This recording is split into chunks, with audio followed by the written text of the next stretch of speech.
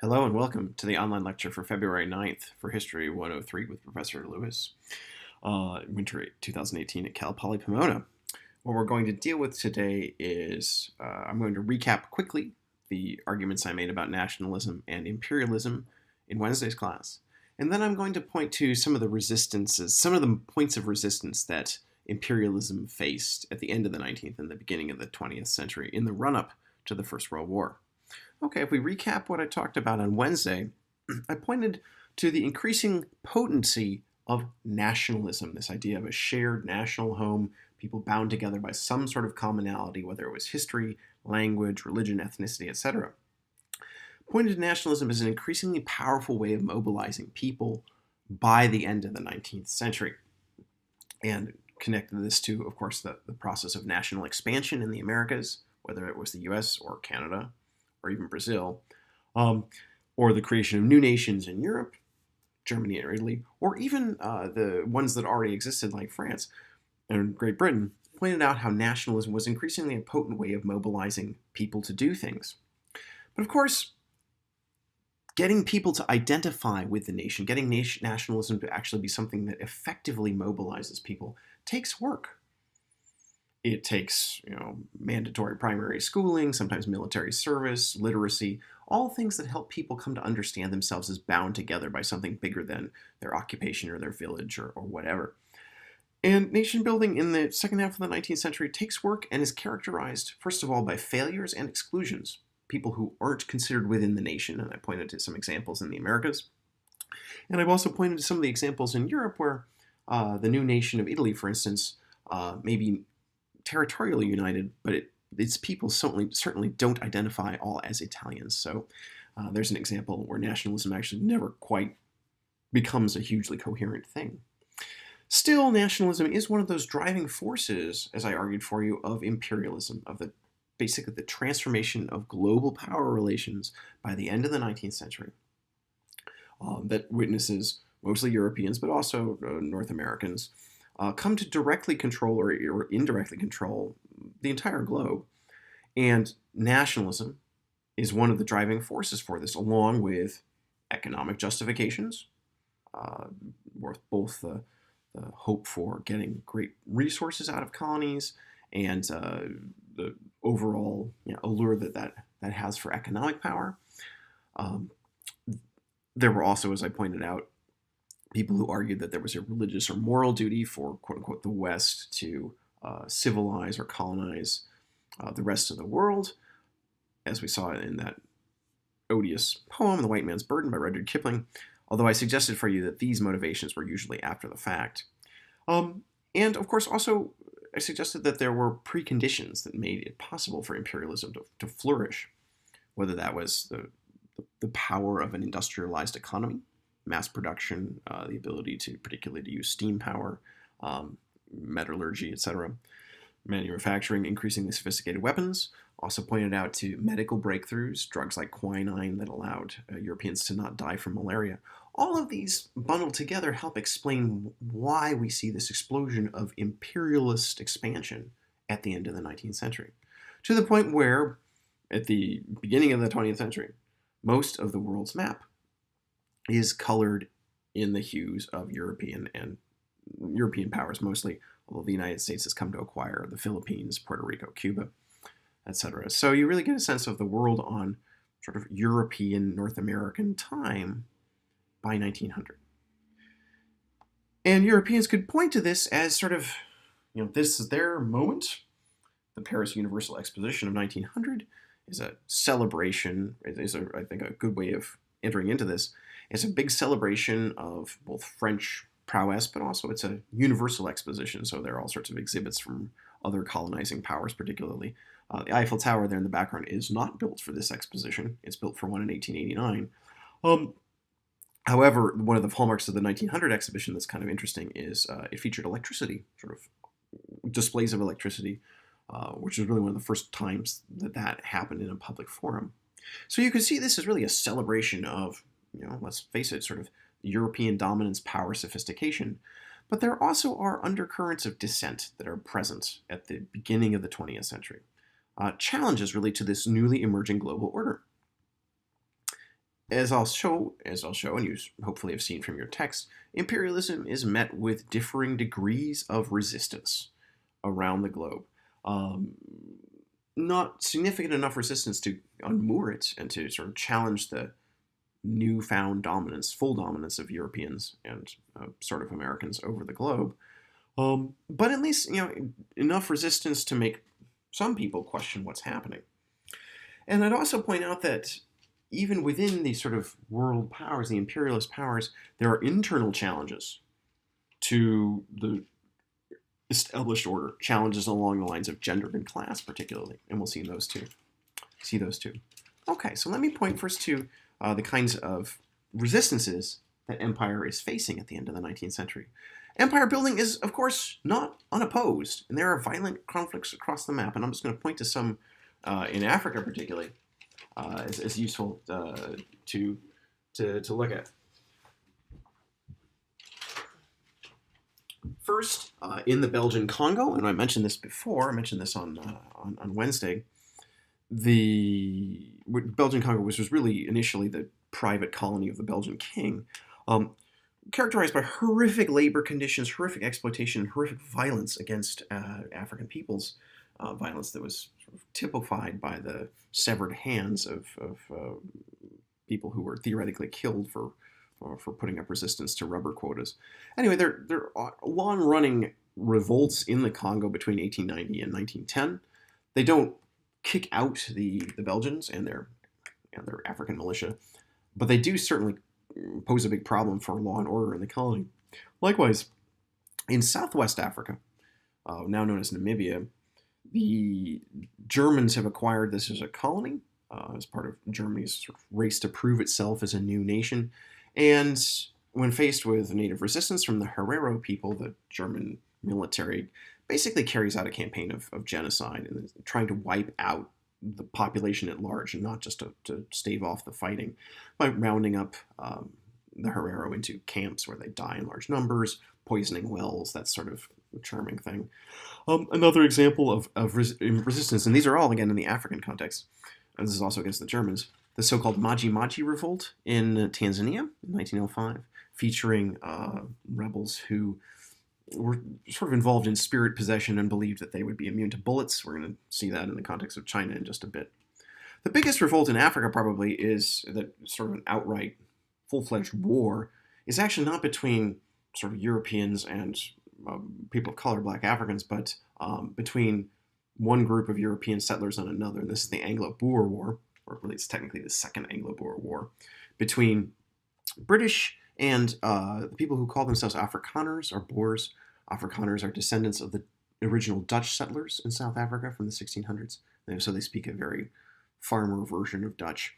And the context here is that the Dutch settlers were mostly in the interior up till the 1890s, but then gold is discovered in their territories, which are, in case you care, they're called the Transvaal and the Orange Free State.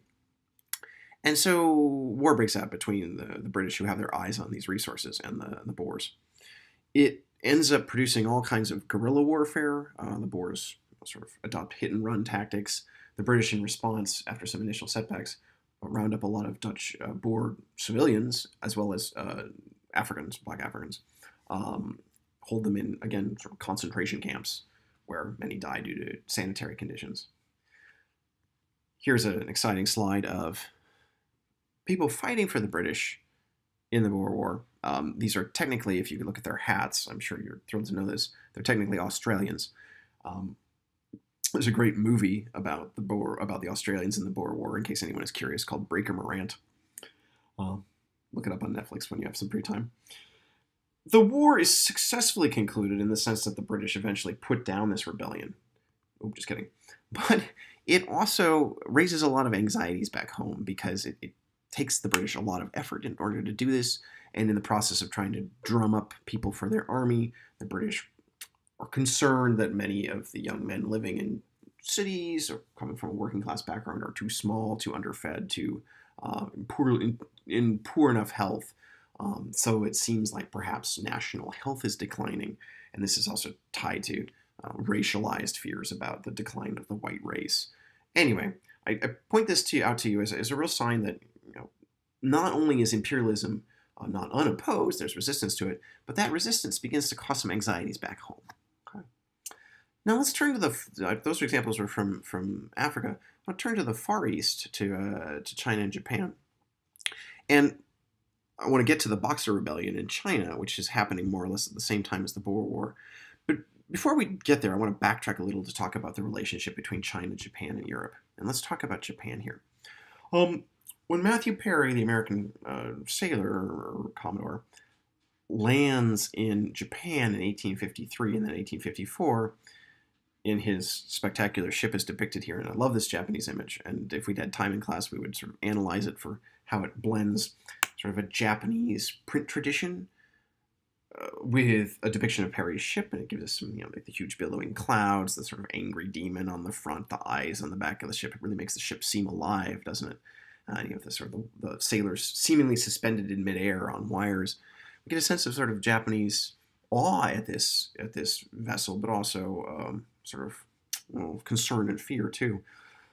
Anyway, when Matthew Perry successfully sort of forces the Japanese shogunate, this is still the end of the Tokugawa shogunate, to sign treaties that give first Americans and then other Europeans special access to Japanese port, this is a huge shock to Japanese society. And what results is something that we're going to come to call the Meiji Restoration. These unequal treaties that the Japanese have been forced to sign are hugely humiliating for many Japanese elites. And eventually a group of younger samurai leaders overthrow the Tokugawa dynasty in 1868 and restore the emperor to power. This is what we call the Meiji Restoration.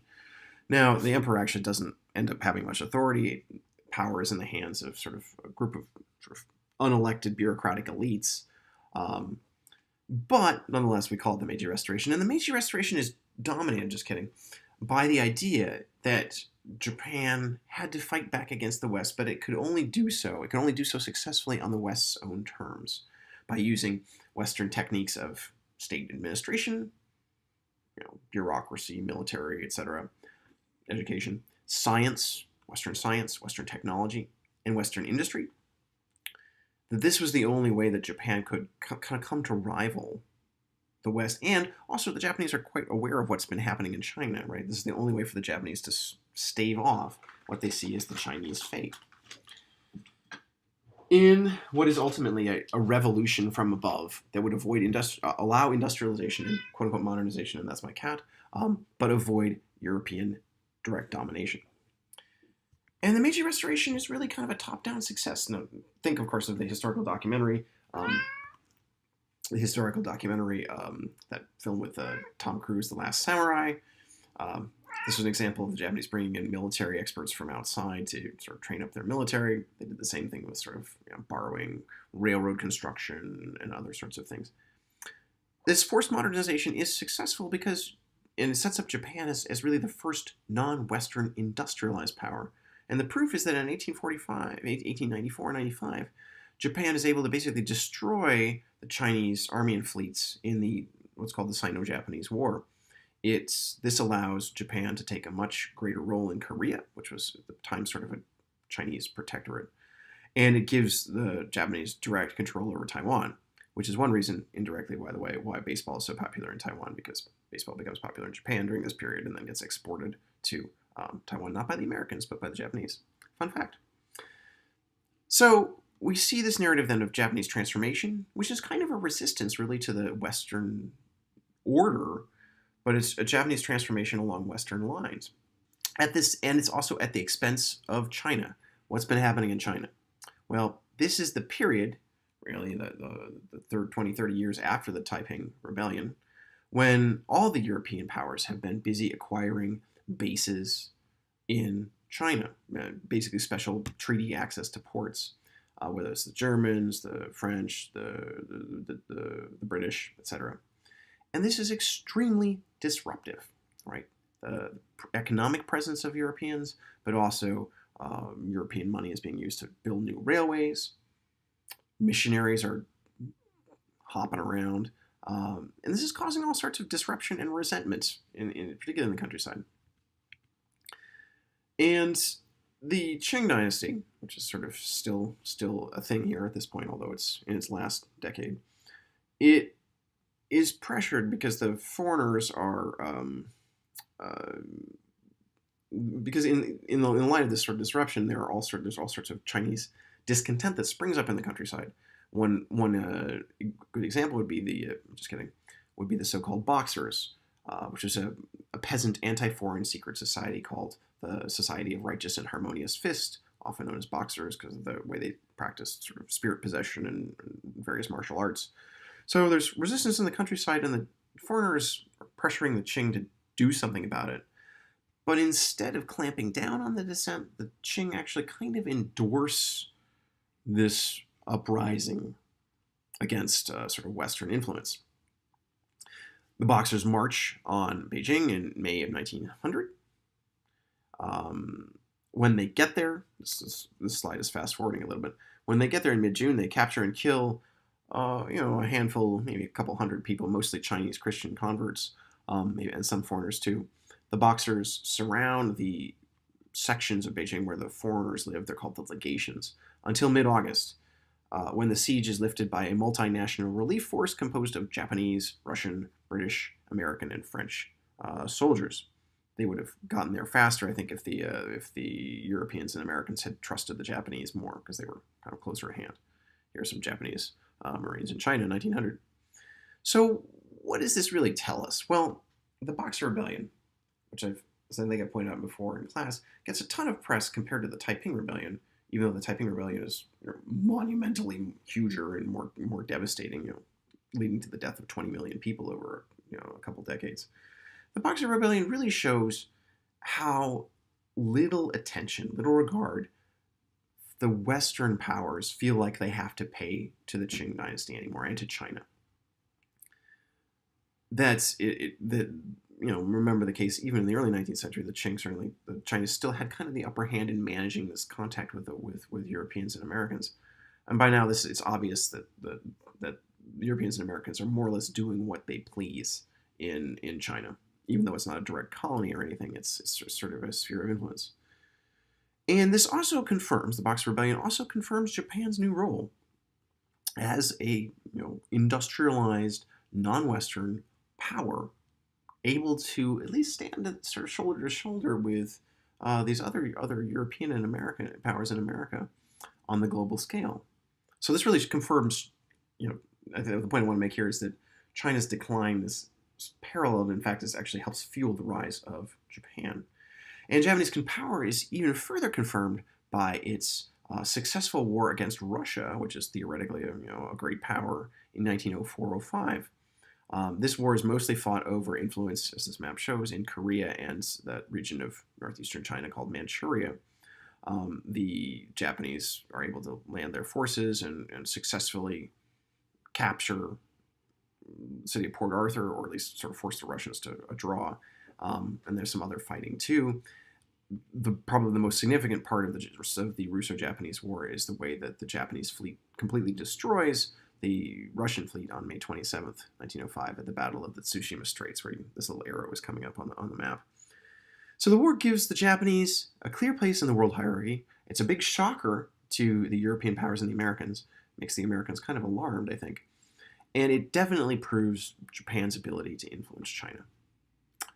Okay, so far I've traced then made the argument for you that there certainly is resistance to the imposition of a full-fledged Western, European and American imperialism around the globe.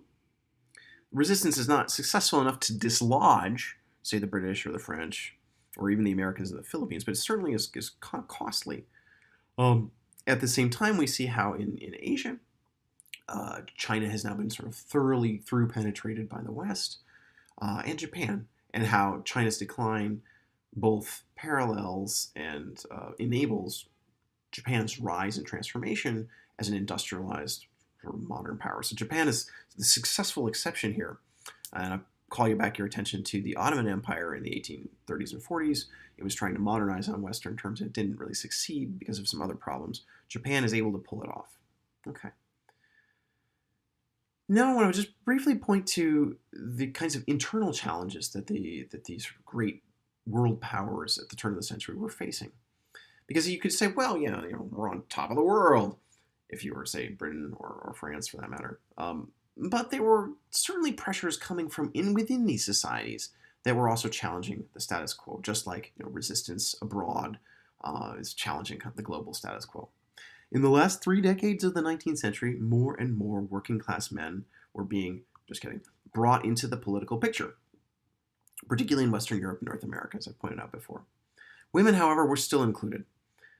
The only countries with universal female suffrage before World War I, I'd ask you this in class, but since I'm doing this online, I can't. There are 4 of them, and there's some exceptions. Norway, Finland, which is actually sort of an adjunct adjacent part of the Russian Empire, Australia and New Zealand. These are the sort of 4 places in the world where adult women can vote in elections. Except in Australia, obviously, there's a racial bar. People of Aboriginal descent aren't voting. In New Zealand, it's a little more complicated. Some of the Maori indigenous people can participate, sort of, but there's still some fault lines there. So Norway is really it's the only independent, fully autonomous place where every woman can vote. Every man and woman can vote before World War I. Interestingly. Still, though, in the late 19th and early 20th century, there is a growing campaign, largely led by middle-class women, for greater women's rights, particularly voting rights. It's an international movement. It's particularly well organized in the United States and Great Britain. In Britain, just to give you some details, the Women's Social and Political Union in the early 20th century went from sponsoring meetings that demanded equal voting rights to engaging in more and more violent protests. If you've seen the horribly depressing movie Suffragette with, I think it's Meryl Streep and Carey Mulligan, and it's crushingly depressing, but it's about women in Great Britain right at the beginning of the 20th century. The Pankhurst group starts engaging in more violent activity, breaking star windows, smashing mailboxes, cutting pictures at the National Gallery, to try to get the attention of people, basically to be as disruptive as possible until women get the right to vote. In response, the police start they start arresting women in large numbers. When these women go on hunger strikes in prison, the women are force fed. That doesn't go over very well. That's a bad look for the police to be force feeding these women who are protesting for the right to vote. So, but even despite all this, and by the way, if you've seen Mary Poppins, that might give you a sort of a very sanitized image of what the struggle for the vote is like in Great Britain, and it's much, much more unpleasant and violent for the people involved. Still, women don't get the right to vote mostly around the world until after the First World War, which is so what we're seeing here is pressure, certainly from within, from a certain group of women to be included, kind of following up on Olympe de Gouges' demands for civic equality, but being ignored. Certainly, as I've talked about before, too, this is the period in Europe and North America, and to a limited extent elsewhere, where working class men come to have more and more influence, or come to have more and more, at least, political clout. And you see this in a couple of ways. You see the creation of political parties that are specifically designed to get the votes of working class men, whether it's Labour in Britain or the SPD, the Social Democratic Party in Germany, the rise of trade unions, etc., as well as some more radical violence. So pressure to be included from a group of people who had not sort of had full participation before. This idea of the people in action is also evident if we look some other places.